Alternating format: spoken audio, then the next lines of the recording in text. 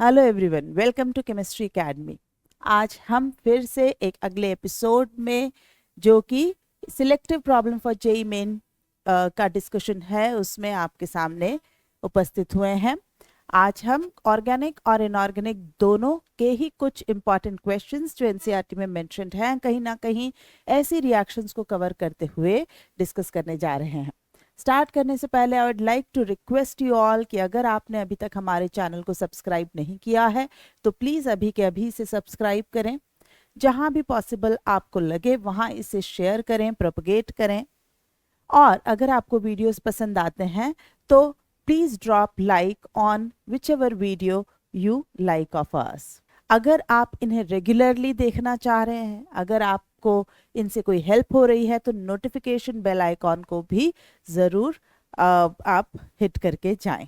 आइए तो हम शुरू करते हैं। तो आज का हमारा पहला क्वेश्चन जो है, आइए देखें हम कौन सी रिएक्शन कवर कर रहा है, ये देखते हैं। इसमें हमें एनिलीन NNO2 प्लस HCl और देखिए टेम्परेचर स्पेसिफिकली मेंशन्ड है बिटवीन 0 टू 5 डिग्री सेंटीग्रेड। उससे कोई ए चीज बनी, वाटर डालकर बॉईल किया, बी बना ब्रोमिन वाटर से सी को जिंक डस्ट डालकर डी, और ये हमसे डी पूछ रहा है। आइए इन सारी रिएक्शंस को हम रिवाइज करें कि ये कौन सी रिएक्शंस हैं। तो सबसे पहली रिएक्शन जो है यहाँ पर ये NaNO2 प्लस HCl, इसे समझिए strong acid is displacing weak acid HNO2। This is a general concept जो आपको कहीं भी सॉल्ट और एसिड या सॉल्ट एंड बेस में, जहां strong base displacing weaker base from the salt, ये रिएक्शन देखने को मिल सकती है। तो ये हमारा एक एसिड बना HNO2 which is thermally unstable, और ये रूम टेम्परेचर भी ज़्यादा समय सस्टेन नहीं कर पाता, ये डिकम्पोज हो जाता है। इसलिए आपको जहां जिस रिएक्शन में NNO2 की ज़रूरत होती है, आप इसी तरीके से सोडियम नाइट्राइट का इस्तेमाल करके किसी स्ट्रॉन्गर एसिड जो कि H2SO4 हो सकता है, HCl हो सकता है, इनकी मदद से you generate HNO2 at the site of the reaction. This is called in situ preparation. Okay, this is called in situ preparation of HNO2। अब ये जो HNO2 है ये स्ट्रॉन्गर एसिड के प्रेजेंस में प्रोटोनेट होगा और ये बन गया protonated nitrous acid which loses water, and in presence of this stronger acid ultimately the whole set of reagents are working as a source of electrophile known as nitrosonium, ये ऐसे बच्चे ion, nitrosonium ion. This nitrosonium ion is an electrophile, electron loving species. It is an electron loving species, electrophile. अब जब इसकी reaction आप किसी भी primary amine से लेते हैं, यहां से अब हम नेट रिएक्शन की तरफ चले तो देखिए ये H2O इस तरीके से हट जाता है। Reaction is again in presence of HCl, medium में तो HCl होगा ही, है ना। ये H2O इस तरीके से हट जाएगा और ये आपका बनता है N triple bond N positive and Cl negative. क्योंकि एसिड HCl है इसलिए Cl negative. This is the formation of diazonium chloride. ठीक, जो भी अनायन होगा वो आप क्लोराइड की जगह टर्म रिप्लेस करते जाएंगे, and this is a characteristic reaction of any primary amine. It has to be a primary amine, NH2 होना चाहिए वहां। It could be MENH2, it could be ETNH2, but yes, this diazonium form will be stable or not. It depends whether the amine was aromatic or aliphatic, because diazonium is stabilized only when it is aromatic. If it would have been aliphatic तो ये diazonium salt stabilise नहीं करता। तो ये जो structure हमारा यहाँ बनकर तैयार हुआ है ये है हमारा A। अब इस A को हमें कहा गया है diazonium is made to react with water, rather boil with water. आप सबको याद आ गया होगा, this is a very important reaction in diazonium salt and is in fact method of preparation of phenol. इससे आपको फिनॉल बन रहा है, ये फिनॉल तैयार हो गया है, ये आपका है बी। तो हम फिनॉल तक आ चुके हैं। अब इस फिनॉल की रिएक्शन ब्रोमीन वाटर से कराई गई। फिनॉल अगर ब्रोमीन इन CS2 से रिएक्ट करता है तो आपको या तो ऑर्थो या फिर पैराब्रोमोफिनॉल बनता है। पर जब ये ब्रोमीन वाटर से रिएक्ट करता है, then very important reaction, this is asked in very different exams, so please remember this। तब ये वाइट कलर का एक प्रेसिपिटेट बनता है, वाइट प्रेसिपिटेट इज फॉर्म्ड, जो यहाँ C करके मेंशन किया जा रहा है। It is 2,4,6 tribromophenol. सेम तरह का वाइट प्रेसिपिटेट अगर ये रिएक्शन डायरेक्टली एनिलीन पर ली जाएगी तब भी होता है, लेकिन एनिलीन में एक खास चीज ये है कि एनिलीन फिनॉल से ज्यादा रिएक्टिव है, तो उसमें ब्रोमीन और CS2 में भी यही वाइट प्रेसिपिटेट बनता है, जबकि फिनॉल दो अलग अलग सॉल्वेंट में अलग अलग बिहेवियर दिखा रहा है। So this reaction in fact is also the POC of phenol, practical organic chemistry, it is taken as a test for confirmation of phenol and aniline। ठीक, तो ये आपका C बना है। अब हमसे कहा जा रहा है C की रिएक्शन कराई गई है जिंक डस्ट के साथ। जिंक डस्ट के साथ रिएक्शन जो है ये रिडक्शन की होती है, OH हटकर H आ जाएगा and we are left with tribromo benzene।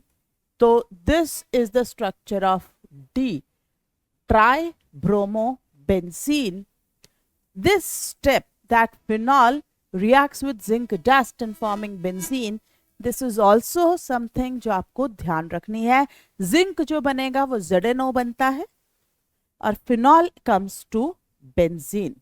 तो यहां हमसे D पूछा जा रहा है, D is tribromobenzene and so answer is third। ठीक, तो क्या चीजें आपने यहां इंपॉर्टेंट ध्यान रखनी है? फॉर्मेशन ऑफ डाइजोनियम आपको पता होना है।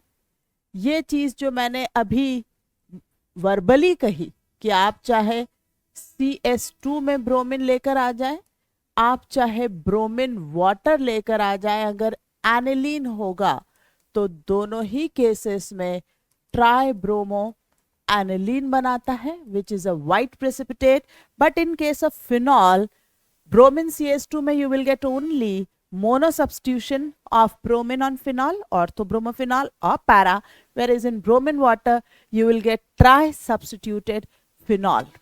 ठीक, ये डिफरेंस है। दूसरी रिएक्शन जो आपको बहुत इंपॉर्टेंट यहाँ ध्यान रखनी है वो है फिनॉल अगर जिंक डस्ट के साथ रिएक्ट कर रहा है तो it is converting to benzene. तो ये जो बेंजीन कन्वर्शन है ये कई रिएक्शंस में यूज हो सकता है। ठीक, चलिए तो बढ़ते हैं नेक्स्ट क्वेश्चन पर। And here comes question number 2।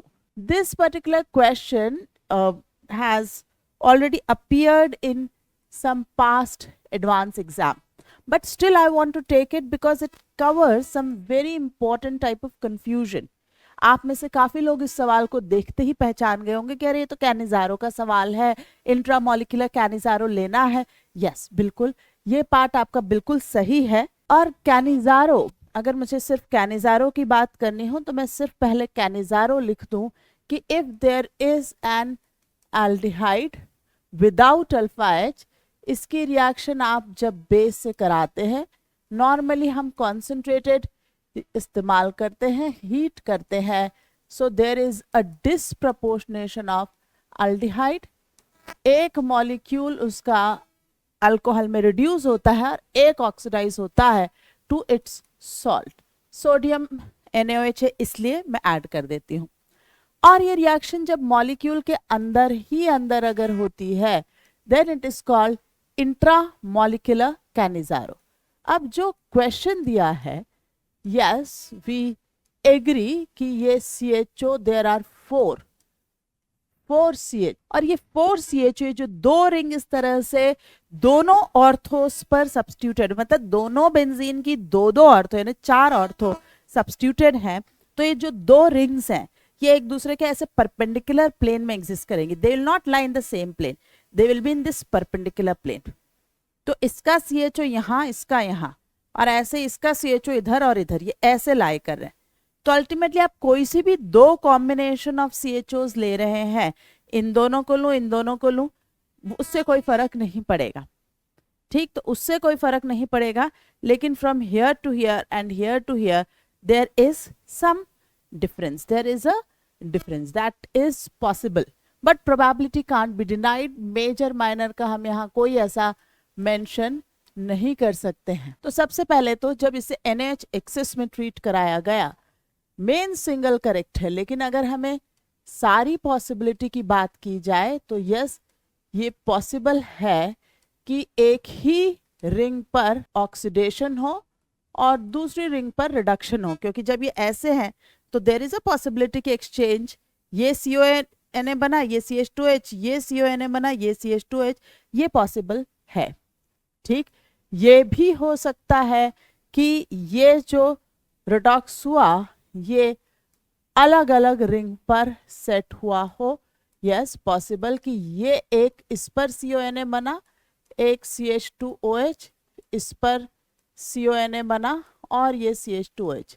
अब इससे कोई फर्क नहीं पड़ता कि CONA में ऊपर लिखूं या नीचे लिखूं, upside down side, because relatively whether I write this or this from here the distance remain same, उससे कोई फर्क नहीं पड़ रहा है। बट हाँ, मेरे पास ये 2 चॉइसेस हो सकती हैं।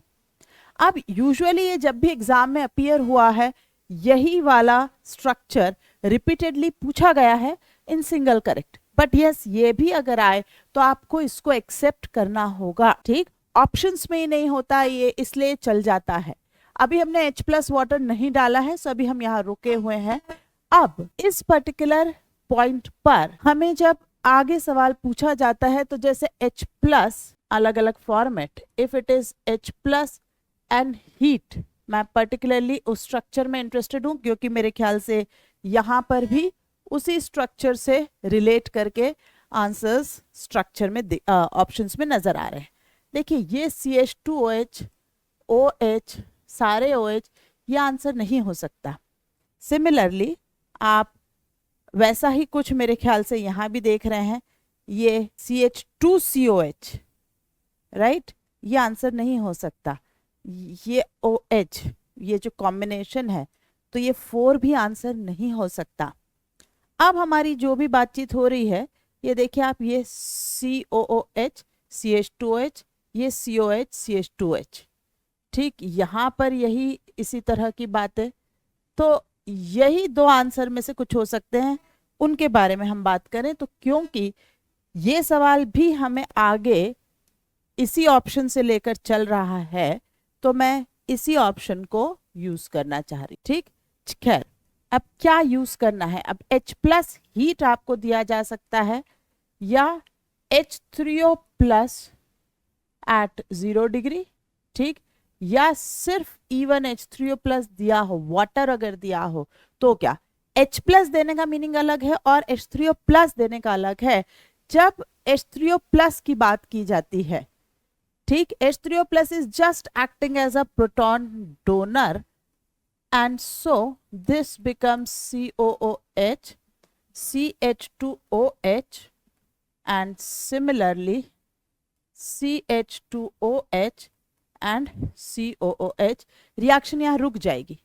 जब H+ और हीट की बात दी जाती है तो ये तो बना, वाटर प्रेजेंट नहीं है, ठीक। This structure will be form, but this structure again on heating, कि अगर इसको हीट किया गया तो ये एसिड और ये अल्कोहल इन दोनों में आपस में रिएक्ट करके intramolecularly there will be formation of ester, जैसे CO, ये तो ऐसा ही रहेगा, CH2, इसे मुझे करेक्ट करना है, CH2O ठीक, इस तरह से ये कोई स्ट्रक्चर बन सकता है, COOCH2, ऐसा कुछ स्ट्रक्चर बनना चाहिए। लेकिन अब यहाँ देखिए रिंग जो होगी CH2OH और CO, तो ये जो रिंग बन रही है आपकी 1 2 3 4 5 6 एंड 7 मेंबर बन रही है,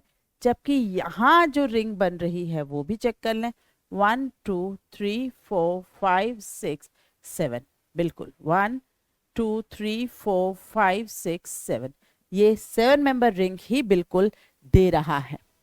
नाउ द पॉइंट इज कि अगर वाटर प्रेजेंट है और टेम्परेचर लो है तो आप एस्टर बना ही नहीं सकते, क्योंकि एस्टर के लिए आपको चाहिए स्ट्रॉन्गर एसिड वाटर की एब्सेंस एंड स्ट्रॉन्ग हीटिंग, है ना, विदाउट हीट नहीं बन सकता। बट क्योंकि यहाँ बहुत ही क्लियरली मेंशन्ड है 0 डिग्री सेंटीग्रेड, 0 डिग्री सेंटीग्रेड मतलब हीटिंग नहीं है, एस्टर नहीं बन सकता, and therefore in this particular question answer is 2। अब सारा खेल इस सवाल में इस पर यूजुअली रहा करेगा कि वाटर के साथ दे रखा है टेम्परेचर लो, या फिर हाई हीट का कोई मेंशन है। हीट अगर मेंशन है और वाटर एब्सेंट है तो 100% go for ester formation, otherwise go for acid and alcohol. बस कैनिजारो को करिए और उसके बाद जो सॉल्ट बना है एसिड का उसे प्रोटोनेट करके आंसर कंक्लूड करिए। That is how you will use this one particular set of reaction. Very important question, you can expect it with some more modifications again any time. ठीक, coming to third question of today's discussion, ये हमने inorganic का लिया है, but बहुत ही important reaction है, आप थोड़ा सा पढ़कर ही रिएक्शन को पहचानने वाले हैं। ऑरेंज कलर कंपाउंड, ओके, जिसको B के साथ हीट करा कॉन्सेंट्रेटेड H2SO4 में, C which is a red colour gas. Orange compound H2SO4 red gas chromyl chloride test, red gas NaOH AgNO3 से पास करके D रेड प्रेसिपिटेट और ammonia solution में डालकर येलो सोल्यूशन, B को NaOH में डाला, F which is a white fumes with HCl which gives white fumes with HCl। This line अगर आपने क्वालिटेटिव एक बार भी ढंग से पढ़ा हो तो is a clear indication it has to be ammonia, and if this has to be ammonia, B NaOH डालने पर has to be ammonium salt, क्योंकि क्रोमाइल क्लोराइड है तो अमोनियम क्लोराइड, तो इतना देखते ही आंसर वैसे ही 2 हो रहा है। लेकिन there are other reasons also कि 1 3 4 क्यों नहीं है, उन सब की हम बात करें। पहले एनसीईआरटी में जो क्रोमाइल क्लोराइड टेस्ट है वो मैं यहाँ आपसे शेयर कर रही हूँ। ठीक, आप इस पर्टिकुलर स्टेज पर वीडियो को पॉज करके और एनसीईआरटी में ये जो चीज़ दी हुई है इसे आप खुद भी पढ़ें, रिवाइज करें। मैं भी जो इंपॉर्टेंट पार्ट है वो आपसे शेयर कर रही हूँ, आपसे डिस्कस कर रही हूँ। So this is called the chromyl chloride test.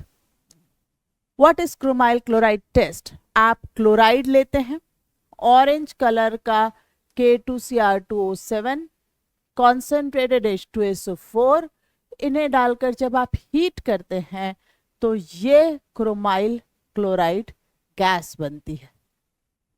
ठीक, ये गैस जो है ये रेड ऑरेंज कलर की होती है। Now this when passed through NaOH, ये सॉल्यूशन ऑफ Na2CrO4 बनाता है। जब CrO2Cl2 को आप NaOH से पास करते हैं तो you get a yellow solution of Na2CrO4, और लेड एसिटेट अगर आपने इसमें डाला you will get lead chromate which is a yellow color precipitate. This is not the only chromate precipitate, barium का कोई सॉल्ट आप डाल देते हैं आप इस स्टेज पर, अगर बेरियम नाइट्रेट वगैरह कुछ, तो आपको बेरियम क्रोमेट मिलेगा विच is a light yellow colour. Silver डालते हैं तो आपको जो है वो रेडिश ब्राउन ब्राउन कलर का क्रोमेट देखने को मिल सकता है. This again, which is not covered in this particular question but is very important, acidify the second part. Okay ये Na2CrO4 के सोल्यूशन के दो हिस्सों में बंटवारा किया जाता है. ठीक, यहाँ कहीं लिखा होगा acidify the first part with acidic acid. तो ये फर्स्ट पार्ट एसिटिक एसिड से एसिडिफाई करके लेड एसीटेट के लिए ये प्रेसिपिटेशन के थ्रू कन्फर्मेशन में यूज किया गया. दूसरा पार्ट सल्फ्यूरिक एसिड से एसिडिफाई करके and add small amount of amyl alcohol, 5 carbon के alcohol, then add 10% H2O2 solution. On gentle shaking, organic layer turns blue. Which is organic layer? Amyl alcohol layer. Chromate ion formed in the reaction of chromyl chloride with sodium hydroxide reacts with H2O2 to form chromium pentoxide CrO5 C structure which dissolved in amyl alcohol to give blue color. ये देखिए, है ना. इसी को आपको याद हो butterfly structure भी कहा जाता है. इसे हम इस तरीके से नॉर्मली बटरफ्लाई स्ट्रक्चर बोलकर बनाते हैं. ठीक, तो ये जो पूरा क्रोमाइल क्लोराइड टेस्ट है ये डेफिनेटली इस स्टेज पर सॉल्ट्स जो हैं वो इजीली डिसोसिएबल होना चाहिए. जब आप कॉन्सेंट्रेटेड H2SO4 डाल रहे हैं तो क्लोराइड आयन प्रोवाइड करना चाहिए. तो सिल्वर हुआ, मर्क्यूरी हुआ, लेड हुआ, ठीक, antimony and sometime tin also, ये जो सारे क्लोराइड्स हैं, ठीक, they do not give this test. ये टेस्ट नहीं देते हैं. ठीक, and of course organic compound तो डायरेक्टली ये टेस्ट दे ही नहीं सकते क्योंकि वो तो डिसोसिएट होंगे ही नहीं. तो अगर इस बात को आप ध्यान रखें तो जरा यहाँ आइए, AgCl ये नहीं हो सकता, Hg2Cl2 नहीं हो सकता, और ये ऑर्गेनिक क्लोराइड नहीं हो सकता. इन सब बातों को देखते हुए आप वैसे ही आंसर 2 टिक करेंगे. ठीक, इज दैट क्लियर? तो आप अगर टेस्ट एक बार पहचान गए हैं तो आपको वैसे ही समझ में आ जाएगा कि ये बी कौन से क्लोराइड्स नहीं हो सकते. अब आपने जब अमोनियम क्लोराइड ले लिया है तो मैं इन रिएक्शंस को यहाँ कंक्लूड करूं. ए जो है वो है K2Cr2O7, बी जो है वो है NH4Cl. इसकी रिएक्शन जब कॉन्सेंट्रेटेड H2SO4 से कराई गई CrO2Cl2 which is red gas C. अब मैं पूरी रिएक्शन यहाँ नहीं मेंशन कर रही, हम ऑलरेडी डिस्कस कर चुके हैं NCERT एक्सट्रैक्ट से. Now this C is treated NaOH. पहले सिर्फ NaOH की बात करूं तो ये Na2CrO4 which will be a yellow solution. Now AgNO3 डाला, it will be Ag2CrO4 red precipitate बना, ये आपका D है. एंड यस, अमोनिया सोल्यूशन में डायमीन सिल्वर 1 बनकर it will be soluble. And again silver चला जाएगा कॉम्प्लेक्स में तो you will again have a chromate का सोल्यूशन. सो वो सॉल्युबल है और क्रोमेट का सोल्यूशन उसे येलो कलर दे रहा है.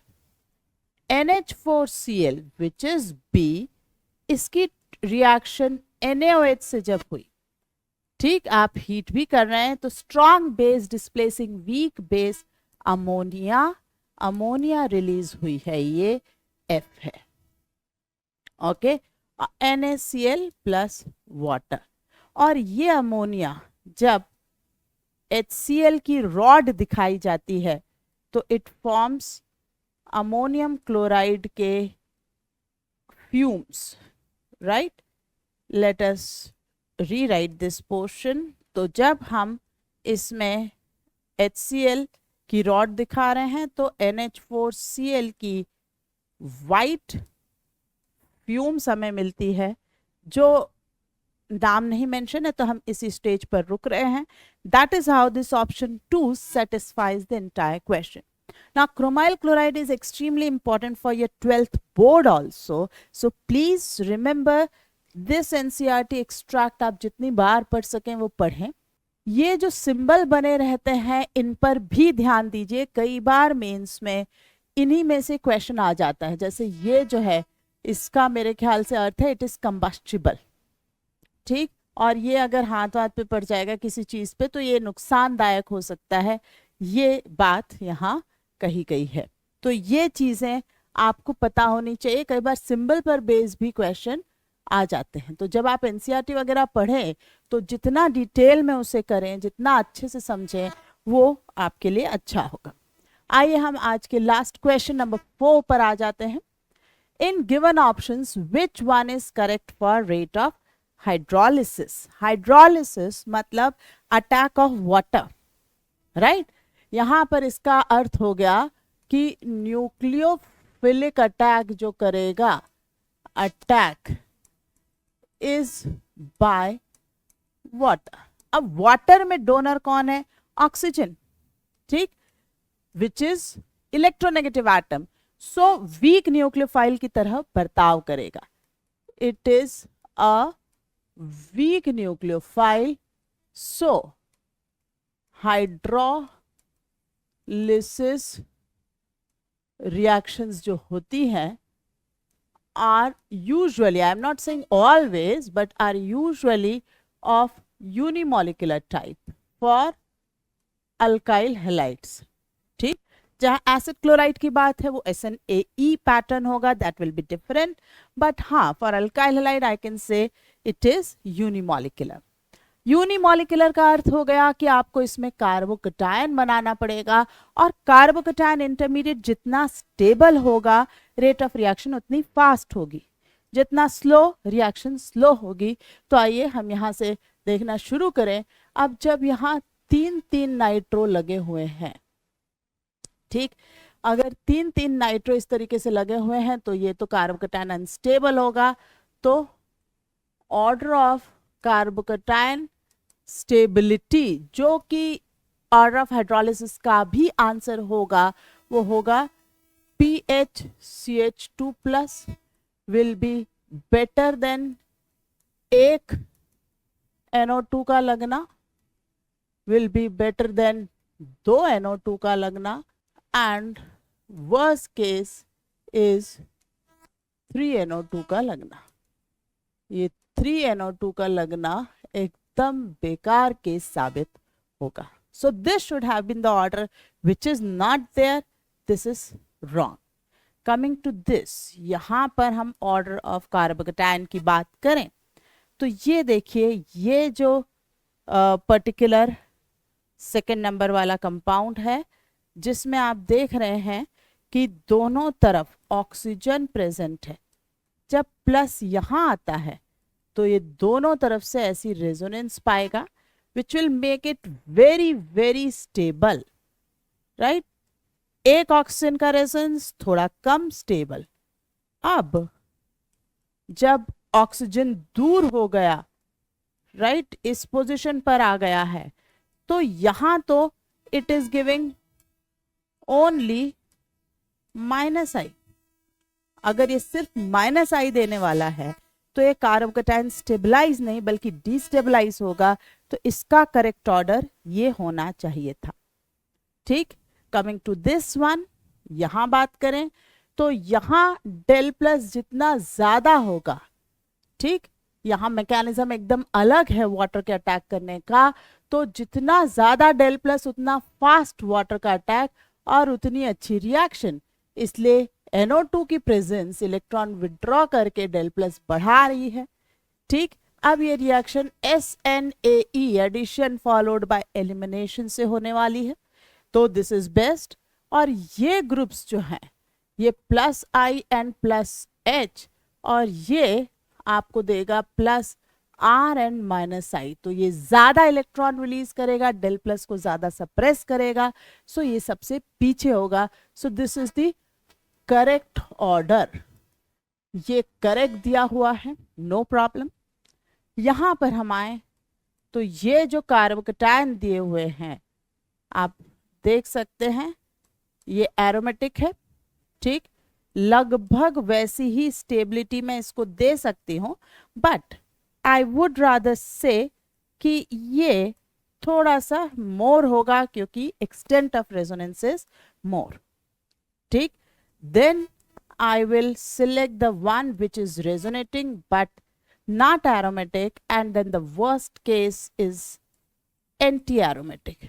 This is anti-aromatic, सबसे खराब. These are aromatic and this is non-aromatic carbocation, ठीक। तो जितनी स्टेबिलिटी बढ़ रही है वो ऑर्डर में उतना फास्ट होना चाहिए, thus the given order is incorrect. So सिर्फ थर्ड ऑप्शन ही आपको एक करेक्ट ऑर्डर दे रहा है, so answer for this will be option number third. चलिए, तो इसी के साथ हमारा ये particular episode of selective problem भी यहाँ खत्म होता है। अगर आपको पसंद आया हो तो please drop the like, share our video, subscribe our channel, and wait for the next video. As soon as the ongoing videos will complete the 300 views and 30 likes, we will be very eager to post the next one. So just propagate about the videos and help us grow. See you again in the next video. Till then, take care. Bye-bye. Thank you.